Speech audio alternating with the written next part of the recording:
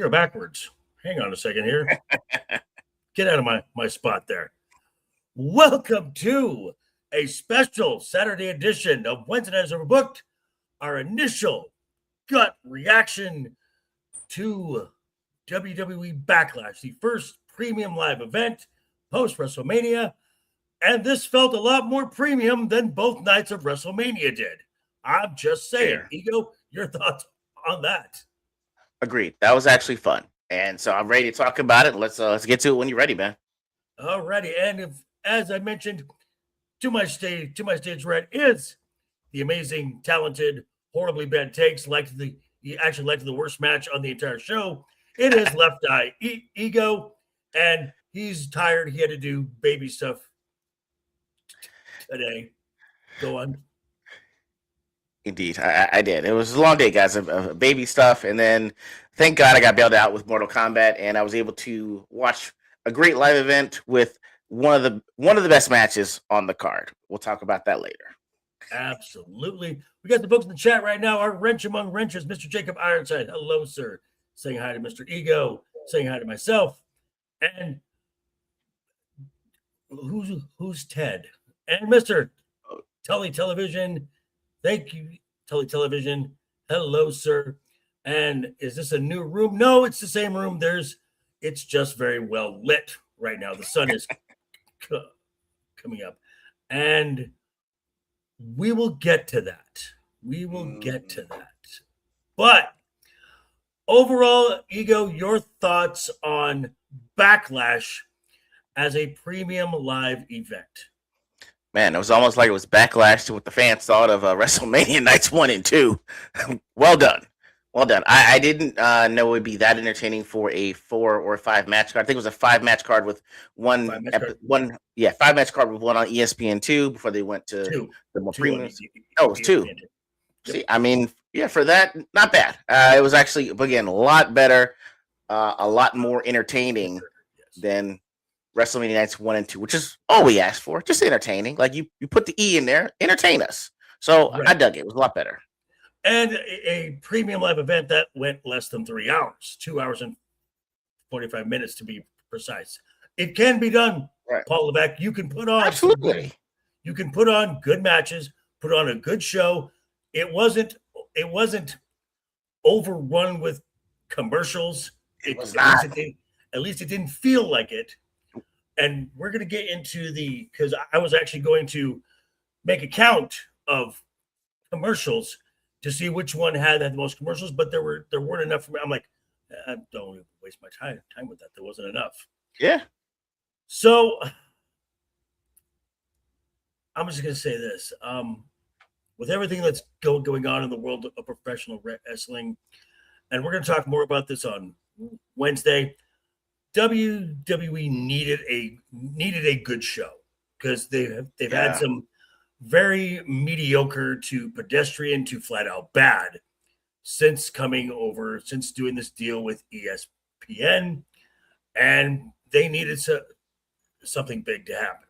And for everyone else in the chat, I want to again welcome. We are glad you're here. Looking at it right now, we're looking at about 5 or 6 likes. Right now, we have a goal on the Wednesday Nights Overbooked. It's at least a dozen. For these type of shows, we usually have a smaller crowd come in, but our goal is nonetheless, we're going to go for double digits. And here he is. It is Matt, the Unbearable 73. How are you? We are just getting started, sir. Oh, I'm doing okay, guys. How are you all? We are doing great. I'm doing just good. Over the chat right now. As if you just go down and hit that thumbs up the button, because on Wednesday we hit our goal of a dozen. We get to double digits for this show. We already have a special segment for Wednesday night. We get to doubles, we'll add another special segment on to Wednesday night. So as long as you're doing that thumbs up, which is free for you to engage the show, just look down a little further in the description. You have the links of everyone on Wednesday Nights Overbooked, links to our socials, all of our YouTube channels where we would love your eyeballs, your watch hours, your likes, and your subscriptions. So if you don't mind, folks. I say you better subscribe or we'll bash in some skulls. all right.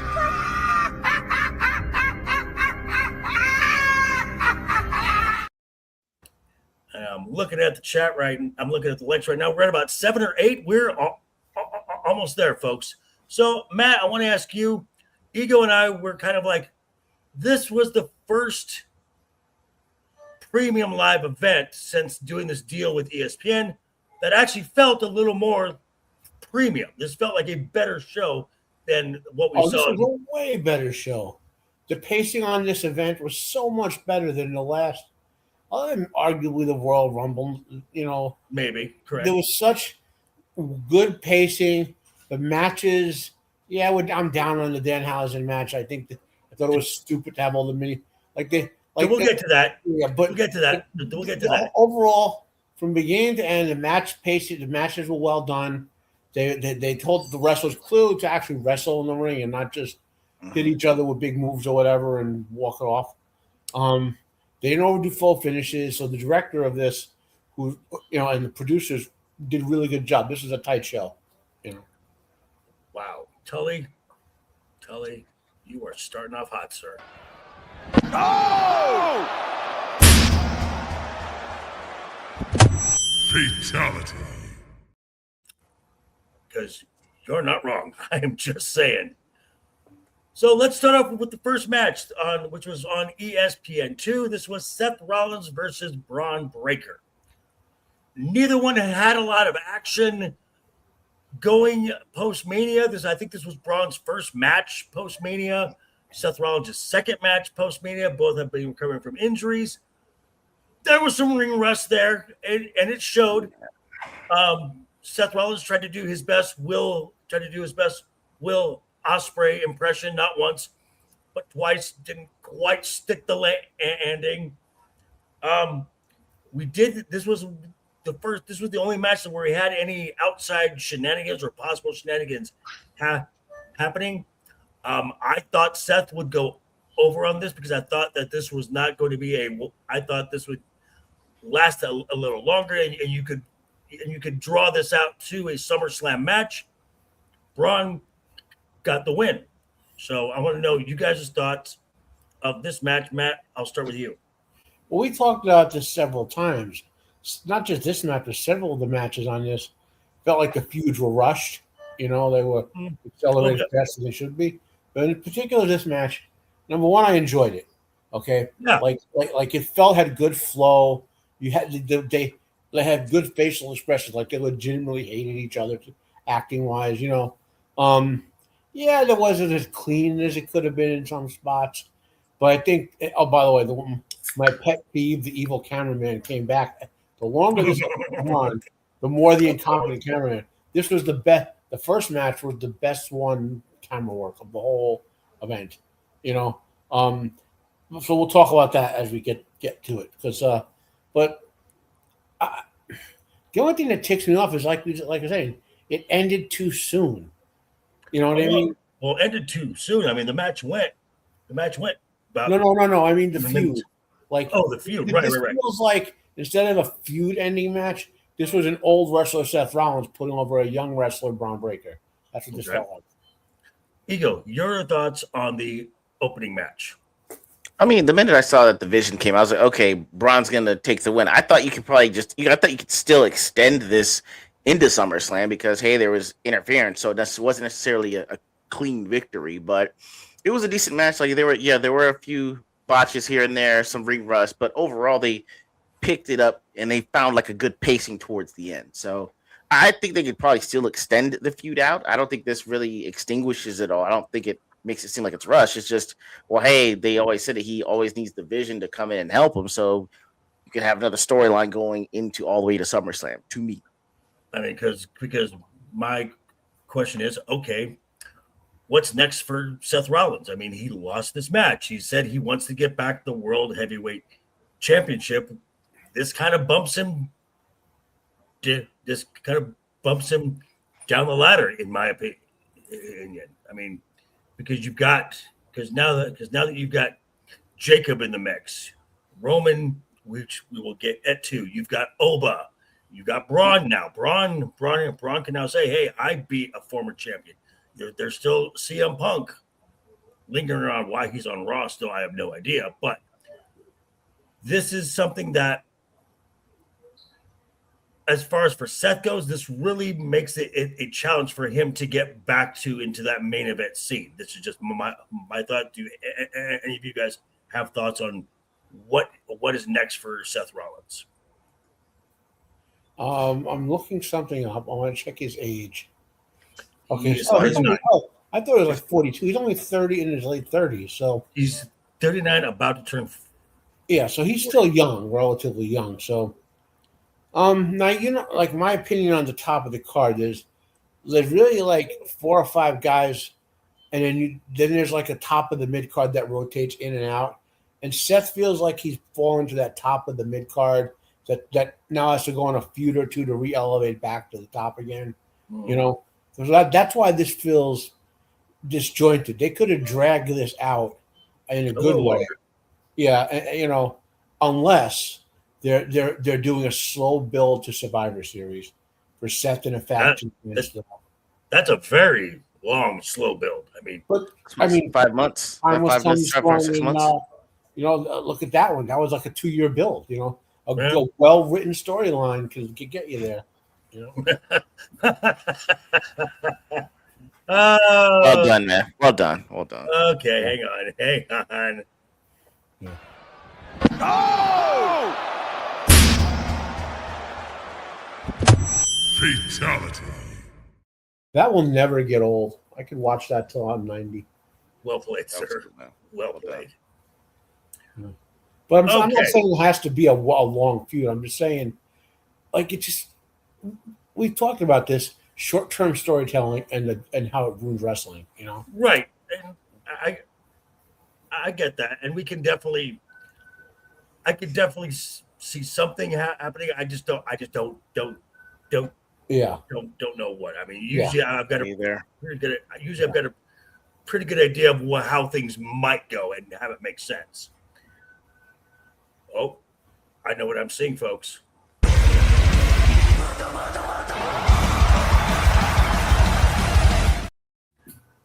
I'm seeing 10 likes, double digits on one of these streams.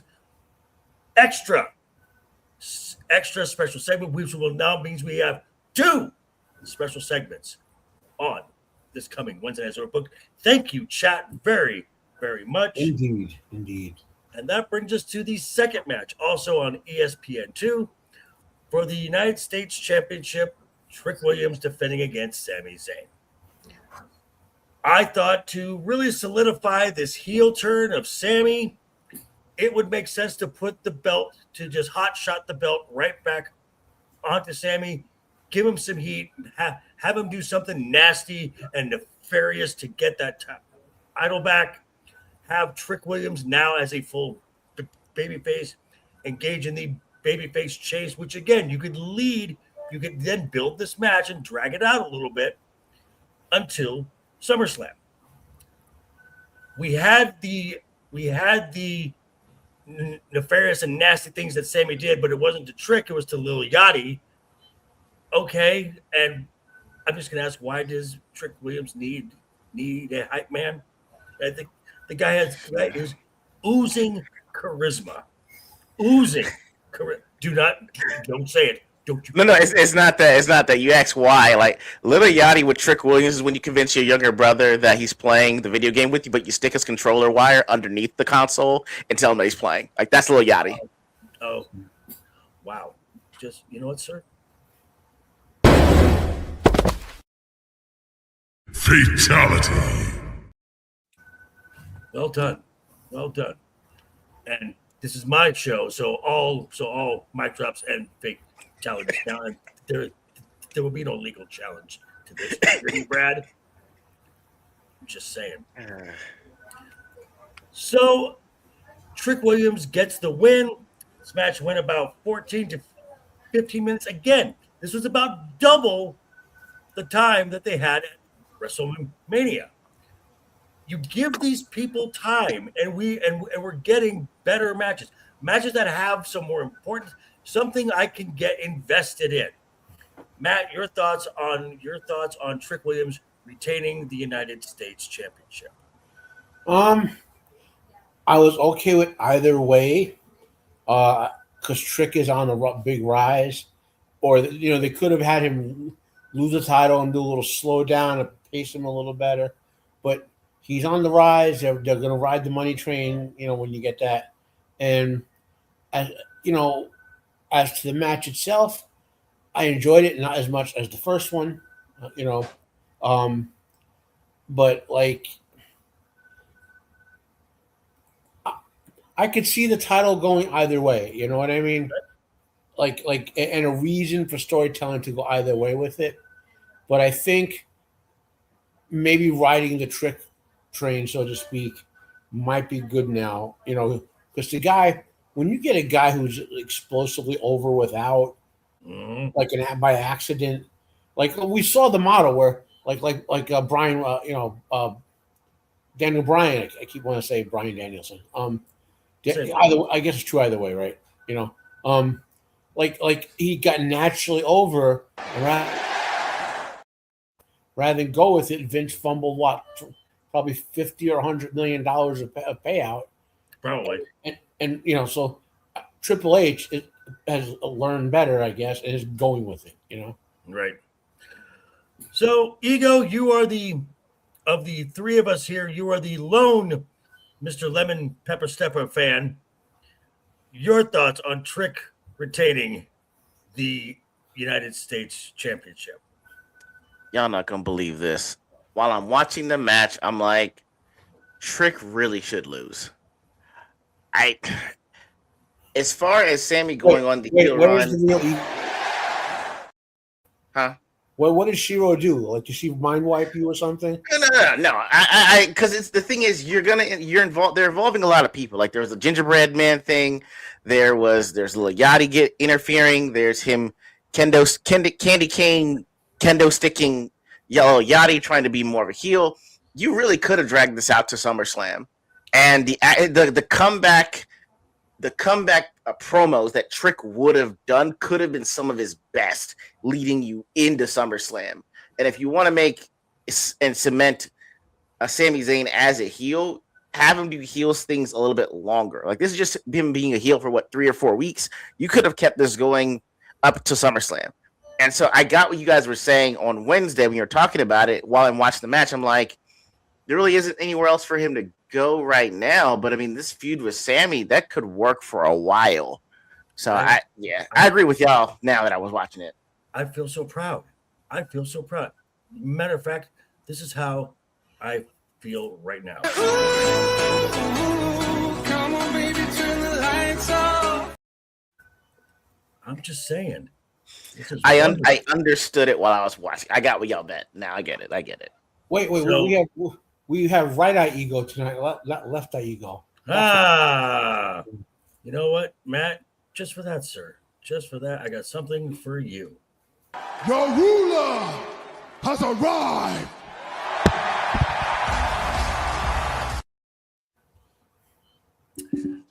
So what's next? So what's next for Sammy? Sammy said, he wants to be a world champion. Again, this knocks him way down the ladder. I don't know where he goes from here. Maybe he takes some time off. I have no idea. But for someone who's a perennial and just a good, steady hand, someone you can rely on to give you a quality match, I don't know where he goes from here, because he was going for a mid-card title. I mean, God forbid he goes to the God forbid he tries to join up and make a tag team or something. Seriously, no one cares. Because no one cares about the tag team division. They don't. Wow. Pajaro left eye. Yeah. No!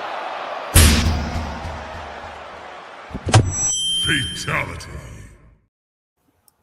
Tully's on fire. I love it. Well done, Love sir. it. You guys are doing great. So that brought us from off of ESPN2 and everything on WWE, ESPN, the unlimited plan, whatever, for $30 a month. which if this show did not perform, which means if you're watching on ESPN2 and they sucker you in to buy the ESPN Unlimited app package for $30 and you only got three matches. Actually, 2.5, really, because talk about pissing people off. Which brings us into the first match off of ESPN2.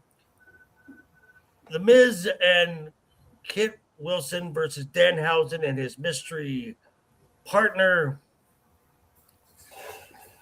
Seriously, no one cares. Why was this match even here? I honestly think this was thrown together at the last minute because I believe it was supposed to be a rematch between Stephanie Devacare and Liv Morgan.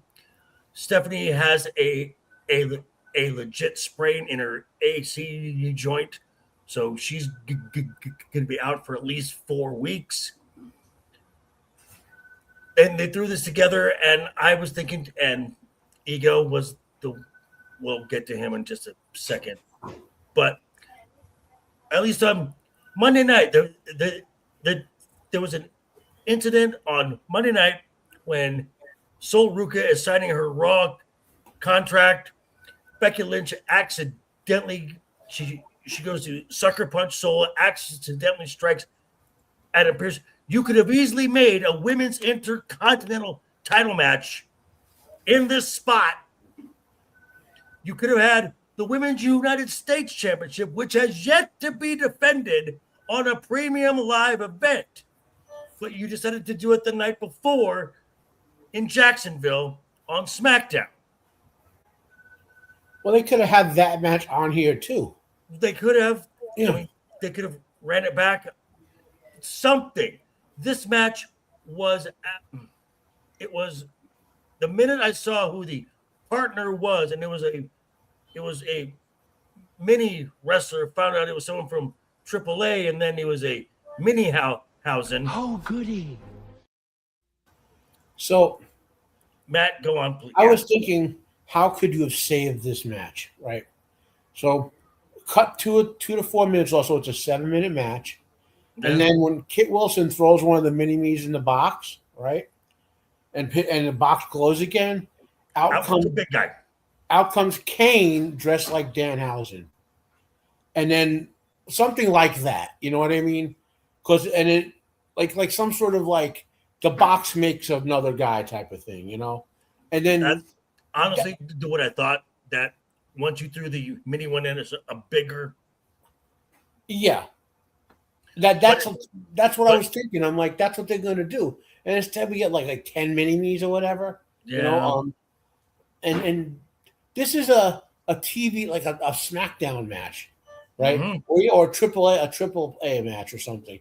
This is a main event match. Yeah, this is not a PLE match, or if in the old days when you had that like 2-hour pre-show, this is a pre-show warm-up match, right? Yes. This is not like. I mean, if I weren't stuck in a hospital and I could walk, I would have got up and went to the bathroom. I did twice.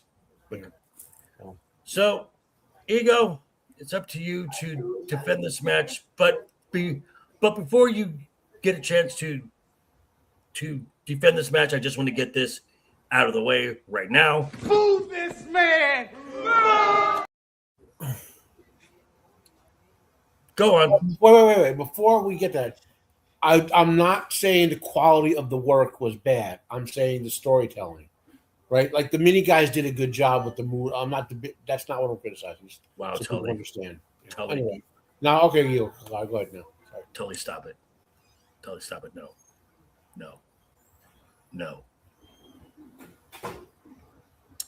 All right, Ego, the floor is yours. Guys, you just made the list. Guys, the E in WWE ESPN stands for entertainment. That was entertaining. There was a storyline. There was a mini vignette before the match started for Danhausen. There was spectacle. There was a come out. There was who was this mystery person going to be? And come on, guys, we thought it was gonna be Jelly Roll. We were hearing all sorts of names on this that we did not want. All sorts of celebrities. We were saying, "Hey, please don't have another celebrity actually interfere with this match." We actually got a micro wrestler that's from AAA, so he actually knows what he's doing. Minihausen is going to be a T-shirt by month's end. I can tell you right now. It's already being made now. See, Minihausen's already a T-shirt. It was funny and. With the fur on the hair too. Yes, and when he did that little back shoulder drop on the top rope, the crowd reaction blew up. The match was a masterclass. When he first tagged it, when he first went, he did the back drop shoulder and hit Kit Wilson with that. The crowd was nuts. I'm saying it was a masterclass in controlling the crowd. Whenever it was going to get dull, Van Housen hyped the crowd up. And I'm not gonna lie, when he put him back in there and 5 of them came out, it was hilarious. He said it was a cloning machine, and so you messed it up. You threw him in there, and 5 came out. And honestly, if it hadn't been for them carrying out the Miz at WrestleMania, it would not have worked. The crowd reaction to him carrying him out, which that was actually a last-minute addition. When they did that and they got the crowd reaction, they knew what they had to do: make 5 Minihauses. Like, this is awesome. Like, now he gets to run around with his Minihausens and wreak absolute havoc. It's actually entertaining. It's kind of a callback to Attitude Era for me, with a gimmick wrestler that You are cursed. I'm just saying, it was fantastic. Even getting Minihausen to say "you are cursed" from the crowd was great. So I loved it. I'm not gonna lie, it may be match of the year for me as a candidate. Just saying. Yeah, this isn't LeftEyeEgo.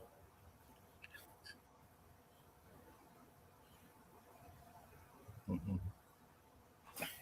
Mm-hmm.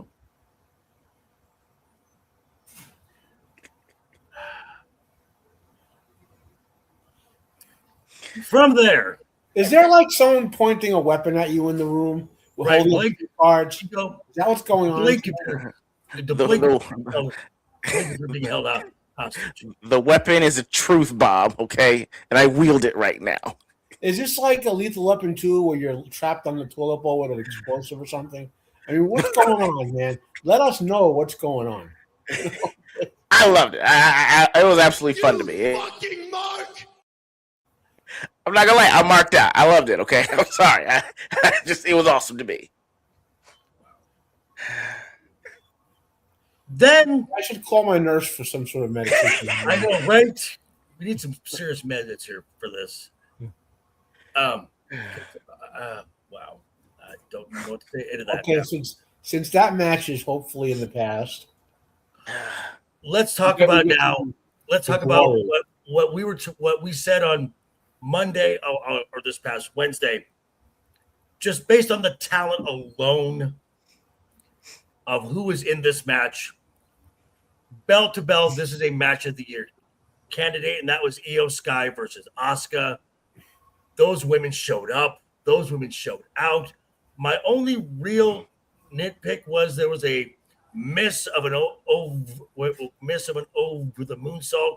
Asuka was too far out, or when did she move to catch Io? She moved too far out and had to reach back in to apply a submission on Io. Other than that, this was a classic Joshi match. This is counter for counter, hold for hold, submission for submission, move for move. Now, was it quite Io and Mayu Iwatani? No, it wasn't quite that. But this felt like a Japanese Joshi match. And we were talking about it in our chat, and Matt was marking out on this. Matt, please go on. This was a 9.9 out of 10. I'll even forgive the horrible camera work. Like, Io was on the second rope, and the positioning for a spot, so Io does a little hand wave. But the camera should be pointing at Io's face. You can't see her do the little hand wave, to position Asuka. Right. This is my match of the year right now, and it's going to be tough. Like, since I don't watch AEW and some of the higher end crap there, it's going to be tough I can imagine anything for the rest of this year comparing to it. Like both ladies have distinctive styles. Right. Asuka has a sort of MMA hardcore style. A little more strong style, correct? Yeah, a strong style. And Io has a kind of like AJ Styles type of thing, Technical, technical wrestling. Okay. And the beauty, these women weren't just doing their own styles though; they were engaging in counter wrestling, like reversing stuff. And how often do we even see that anymore in like pro wrestling? There was like Danhausen of all people gave us a Luthez press, right? Classic wrestling move from Danhausen of all people, and then they had great facial expressions when they were trying to sell stuff. That's what Japanese. That's yeah. I'm just saying, I don't want to say just because they're Japanese. These two would be like great wrestlers if they were like from correct. Mark, Correct. And at the conclusion of this match, neither one of them lost. Right. Io won. Yeah. You know what I mean? Right. Like Asuka did not go down because of the level of performance. Right. And then when they did the walkout. Oh, we'll get to that. We'll get to that because I want to save that for the end of this. I was a little worried at first because right when the bell rings, you start hearing very audibly, "We want Kyrie. We want Kyrie. We want Kyrie." By the time this match got into that second and third gear, those chants were gone. Ego, your thoughts on this match? I was worried that A, the chants for "We Want Kyrie" would be too loud and too long, and that B, they would cut the match way too short and would not give them a showcase. Wrong on both. I think that for the "We Want Kyrie" chant, they're like, okay, well, we want Kyrie, but we also respect highly what Io can do in the ring. She's not going to shortchange us, and neither is Asuka. So, that's more of a chant on creative that's over this, but we're going to give back our time to you guys because you're in the ring. You're not selling short on anything. You're right. Io did win, but so did everyone else. Io won. Asuka won. The entire crowd won. It was fantastic. Fans won. True match. Fans won. Yeah, true match of the year on that one. 20 minutes. 20 solid minutes too. And that's 20 minutes, not counting the intros. 20 minutes in ring wrestling. Yes, and it was wonderful. And they technically had the longest match of the show. Just about. Okay, I gave it to him. But yeah, and then after the 1, 2, 3, you see Asuka. Io does a little. We're gonna get to. Okay? I thought that was it. My bad. That's my bad. Io does the little pose. Asuka's crying, visibly crying. She smiles. They hug. She gives her the Euro kisses. Do you think that we've seen the last of in-ring Asuka now? Was this Asuka's way of saying, okay, I'm done. I'm passing the torch. This was the match we should have had at Mania. Because if you notice, early on in the match, Asuka uses Kyrie's submission move in the ropes. It's called the anchor. That's Kyrie's move. As much as I would have loved to have had Kyrie in this match 3 weeks ago at Mania, much more emotional investment in the match. I cannot say that I was not invested in this match, that I did not enjoy this match, that I loved this match. I respect both these two women so much. And earlier today, Asuka, on her Instagram, she posted a picture of herself without the makeup, looking out a window, and next to her is the image of the lyrics from Frank Sinatra's My Way. And the first line was, "And as the end is drawing near." Matt, have we seen the last of the Empress of Tomorrow? Yes and no. Okay. I think Asuka's body has taken a pounding for her career. She's 44. But she's an old 44. With all the hardcore wrestling and then the recent injuries. I think because I think she's going to become a very part-time wrestler, kind of like the Undertaker was the last few years, where she'll come back for a match here or there, but no more big feuds type of thing. Because the way she left the ring was on a sort of I'm retiring this persona type of thing, you know? And we've seen that before with wrestlers who some stay permanently retired, others like Flair come back every 2 or 3 years for a match or whatever, you know? I don't think, I think she's basically saying I'm primarily done in the ring. I'm definitely taking a long time off. And you may see me occasionally for a match, but because I think her body is the chief thing here that's causing the semi-retirement. You know. Okay. Ego, your thoughts? I thought she was done.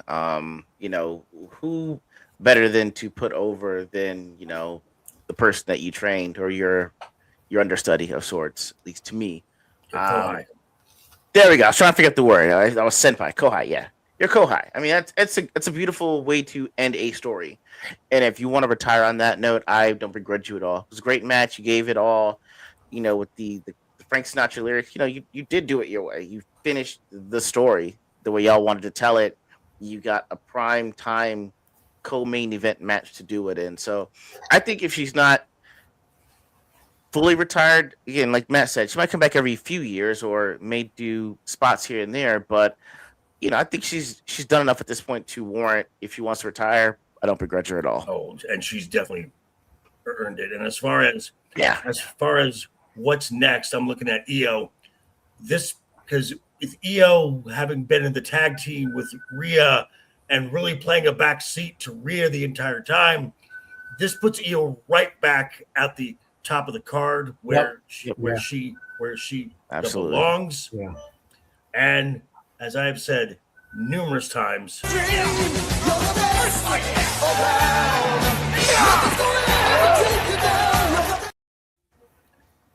the best wrestler, not just female, the best wrestler on the planet.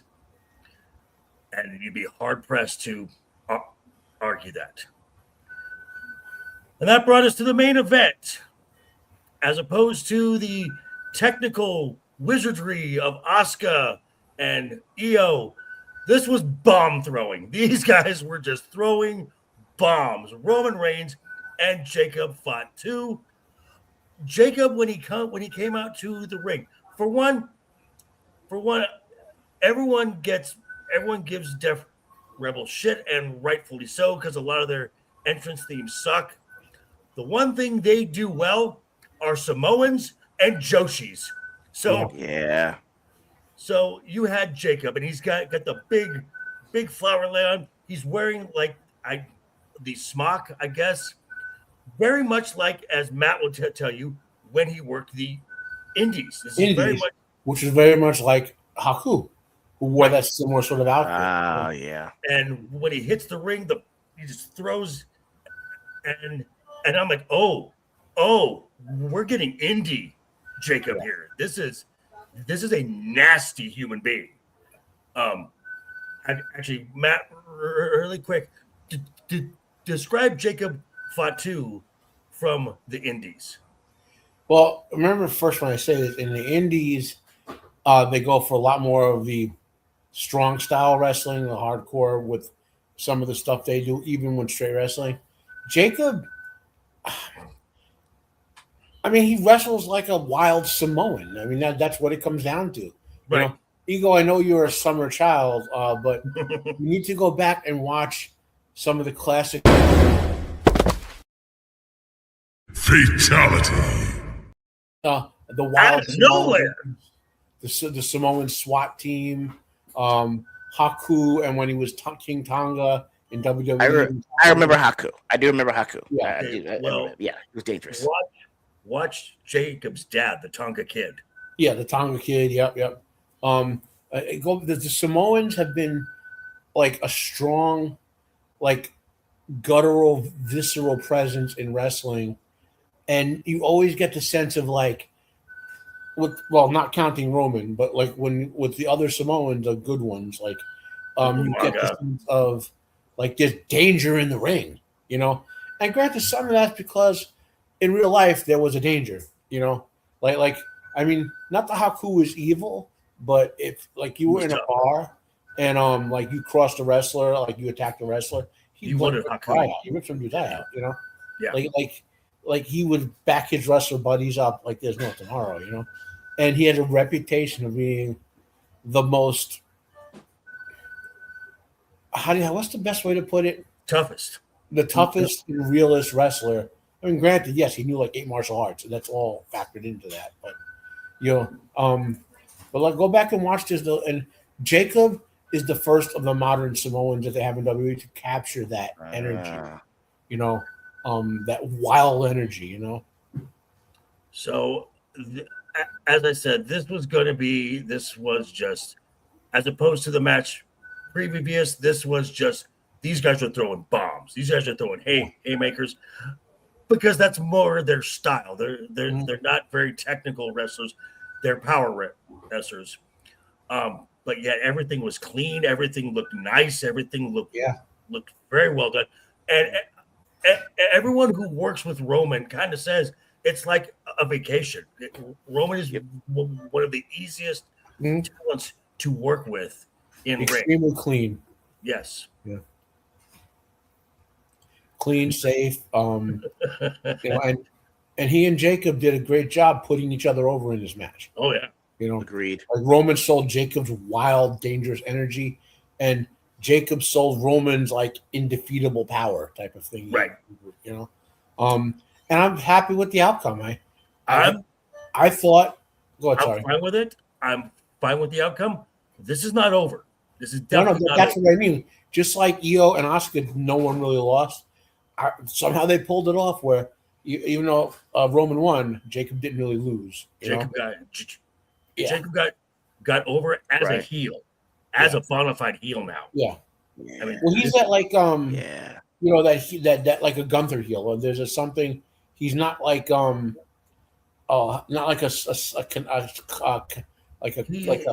cowardly conniving heel. He's not an Ethan Page type heel. Yeah. No. Slimy, swarmy.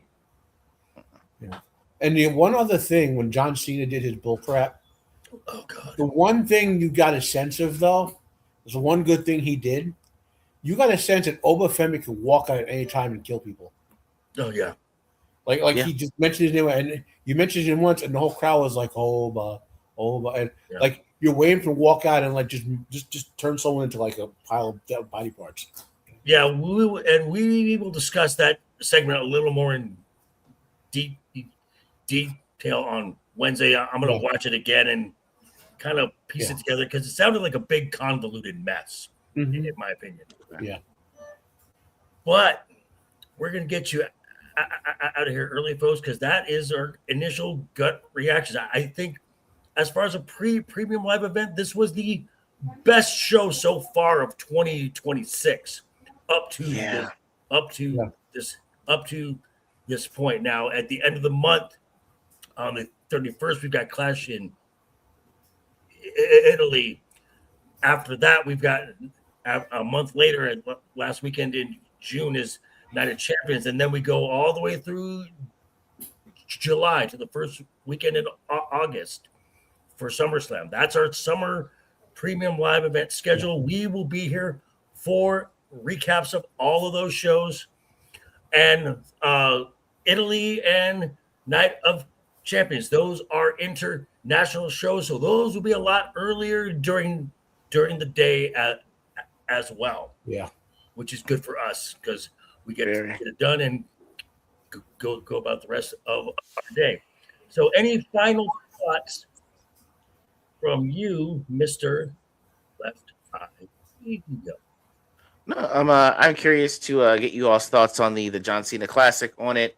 But yeah, I'm just ready to talk that at this point. But overall, a lot better showing from WrestleMania nights 1 and 2, and that's all we asked for. Just entertain us with this next PLE you got, and they did a great job with that. So I give it to them. All right, and final thoughts: the amazing, defenestrating Terminator Matt the Unbearable 73 Your thoughts? Overall, I enjoyed this event. Even if that one match in the middle was lower quality and boring, it was still technically well done. Io and Asuka, I'll remember this probably for the rest of the year. I mean, this is a match. This is certainly the best match of the year so far. Right. Like I said, I'm not watching AEW for reasons I mentioned in the previous show, but I'd have to plow into AEW look for something like MJF or someone was doing, one of the top guys, because to get anything, and this is an amazing. I'm happy with. I'm finally happy with a W pay-per-view for the first time in months. Correct. Months. And as for myself on Monday, I will be going over this show, ranking the matches from worst to best. Be sure to tune in Wednesday, 6 p.m. Pacific, where I am announcing the top 5 right here. Top 5 finishing moves of current professional wrestlers. Nothing from the past. It's got to be current professional wrestlers. And that will be Wednesday Night is Overbooked right here on this channel at 6 p.m. Pacific. But until that time, I want to wish each of you a great rest of your weekend. Keep talking. Keep smiling. Until next time. Toodles! Take care and always have fun. And here we go.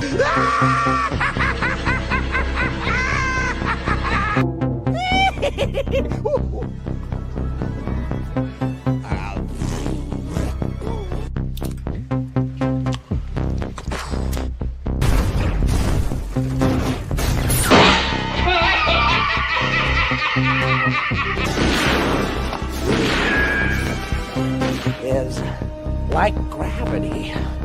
All it takes is a little push.